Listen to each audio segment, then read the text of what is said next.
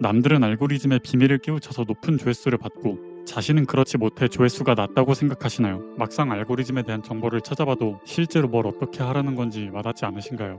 그렇다면 이 동영상을 당신에게 바칩니다. Essentially, by studying the algorithm, you'll learn that you're more studying human psychology. 이 영상의 목적은 오직 하나입니다. 당신의 시선을 알고리즘에서 로 바꾸는 겁니다. 우선 알고리즘에 대한 가장 흔한 오해를 바로잡겠습니다. 알고리즘은 채널 중심으로 작동하지 않습니다. 내 채널이 알고리즘을 봤냐 마냐 이런 문제가 아니라는 겁니다. 이분은 2014년부터 유튜브 알고리즘 개발을 담당한 토드라는 분입니다. 우리가 알고 싶어하는 바로 그 알고리즘을 이분께서 10년이 넘는 시간 동안 직접 만들어 왔다는 거죠. YouTube does not push videos for creators. YouTube pulls videos for viewers. Could you share that? A lot of creators, their kind of interaction with YouTube is they make a video and then they upload it, and then out from the system they get impressions and views and things like that. So I think it's natural for creators to think of like, oh, well, I give YouTube my video and then YouTube pushes my video out to a bunch of people. But it's actually more the reverse. So yes, you upload your video to YouTube, but what triggers a viewer seeing an impression of your video isn't some YouTube plan that says, oh, look, here's a new video from Renee. Yeah. I'm gonna give this to 10,000 people and then see what happens. That's not how it Mailbox works. where Todd is throwing all the videos. Yeah. Instead, what happens is we don't calculate recommendations until a viewer actually appears on YouTube. So they open up the app or they open up the YouTube homepage. It's at that moment that the recommendation engine is engaged. And the challenge that the recommendation engine is given is, what are the best videos that we could show them right now? We are very centered on that viewer and finding the best videos for that viewer. 즉 알고리즘은 채널 단위로 작동하는 게 아니라 시청자 개개인 단위로 작동합니다. 알고리즘이 당신 채널에 붙어서 동영상을 뿌리는 게 아니라 시청자에게 붙어서 동영상을 끌어온다는 겁니다. What is one thing you really wish that creators understood about how the recommendation system works? I think the most important thing to keep in mind is that the recommendation system is for each viewer trying to help that viewer find the videos that will be most satisfying to that viewer.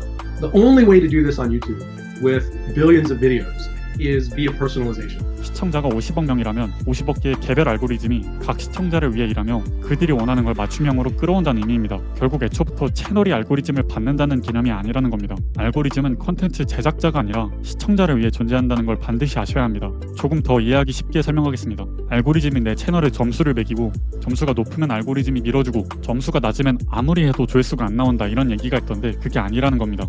이런 악소문이 대한민국뿐 아니라 전 세계적으로 퍼져 있어 유튜브 알고리즘 개발자가 직접 오해를 다잡습니다라는 프로그램에서 이를 설명한 적이 있죠. Yeah, so I think it's important to understand that for the most part, the algorithm for discovery is focused more on individual videos than like trying to come up with some comprehensive average performance of a channel. 또 다른 오해로는 알고리즘이 채널에 페널티를 부여한다는 소문이 있습니다. There's this other concept that creators have sometimes about the algorithm being punitive. Like your channel starts to get fewer views or you take a break and suddenly you're put in the recommendation penalty box, so to speak. I'm sure that's something that you hear often. How do you address that when creators bring it up? We want to get every video out to the audience that would be most interested in it. We don't want to be putting in logic in the recommendation system that draws the wrong conclusions about a video that just came out. And so we want to be led by the audience. And so we aim to not overemphasize historical data if that data isn't particularly predictive of each video. And so that's why we tend to lean more on the per video, performance and feedback, than try to come up with these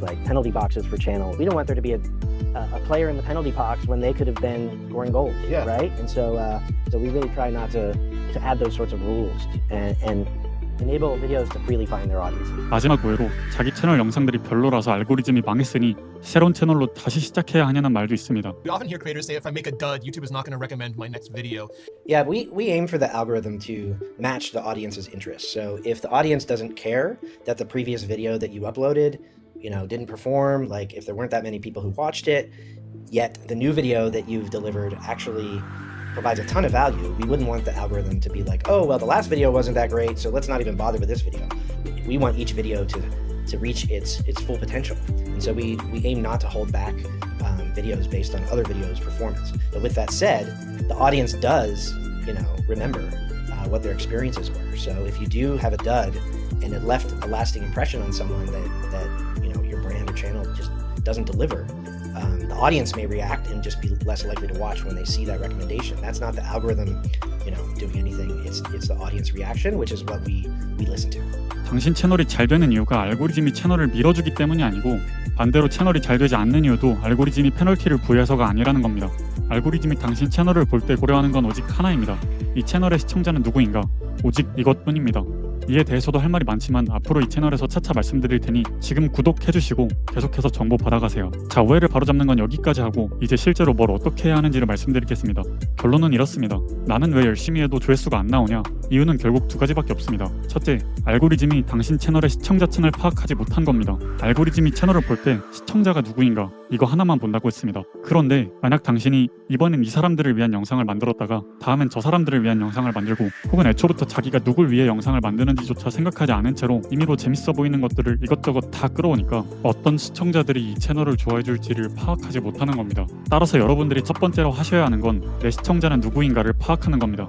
조회수가 나오지 않는 두 번째 이유는 여러분들의 영상이 시청자를 만족시키지 못했기 때문입니다. 유튜브의 공식 블로그 내용인데 핵심만 요약하자면 이렇습니다. 알고리즘의 목적은 오직 시청자의 만족입니다.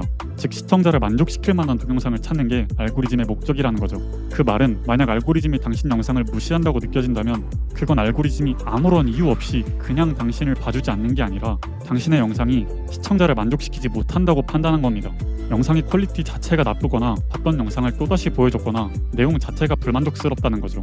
결국 두 번째로 하셔야 하는 건 내 시청자가 뭘 원하는지를 이해하고 그들을 만족시킬 만한 콘텐츠를 제작하는 겁니다. 이 간단한 기본 원리를 무시한 채 객관적으로 봤을 때 경쟁력 없는 동영상을 만들면서 맹목적으로 알고리즘이라는 치트키만 쫓아다니는 게 아닌지 스스로 되돌아봐야 한다는 겁니다. 요약하자면 이렇습니다. 결국 당신의 주 관심사는 알고리즘이 아니라 시청자가 되어야 합니다. 왜냐하면 알고리즘 자체가 시청자의 행동을 프로그램으로 모방해 놓은 것뿐이니까요.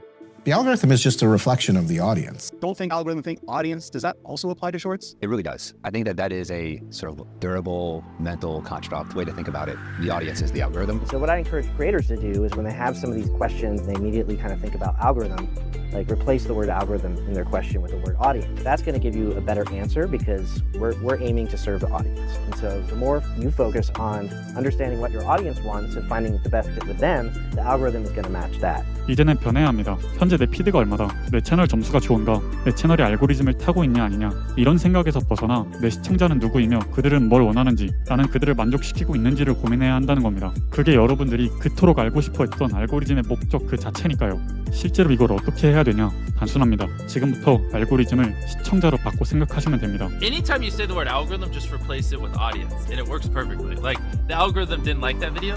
No, the audience didn't like that video. Literally, that's it. If people are clicking and watching, then it gets promoted more. And that's literally all the algorithm does is reflect what the people want. To a T.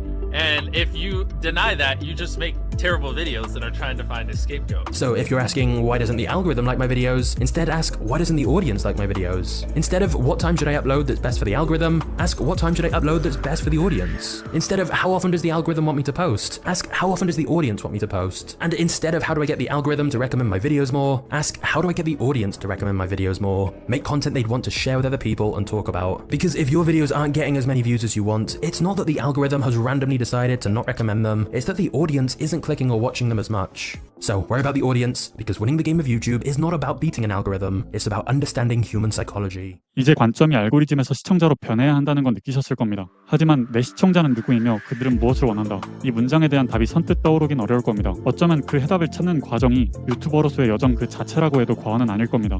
이제는 이렇게 생각하셨으면 좋겠습니다. 여러분들은 유튜버가 아니라 다른 누군가에게 어떤 가치를 제공하는 사람인 겁니다. 그 가치의 전달 수단으로 유튜브라는 플랫폼을 빌리는 것뿐이죠. 사실 생각해보면 너무 당연합니다. 단순히 유튜브뿐 아니라 모든 사업의 근간도 이와 정확히 똑같습니다. 내 고객은 누구이며 그들은 무엇을 원하는가, 이걸 이해하는지 아닌지가 모든 사업의 성공과 실패 여부를 결정짓습니다. 여러분들 역시 콘텐츠를 팔고 그 대가로 수입을 얻는 하나의 사업가의 입장에서 이 근본 원리에서 벗어날 수 없습니다. 만약 여러분들이 지금 제 시청자가 누구인지 어떻게 알아야 하나요? 제 시청자가 뭘 좋아하는지 어떻게 알아야 하나요? 라는 질문을 하신다면 이 영상은 목적을 100% 달성한 겁니다. 제 목적은 처음부터 여러분들의 시선을 알고리즘에서 시청자로 바꾸는 거였으니까요.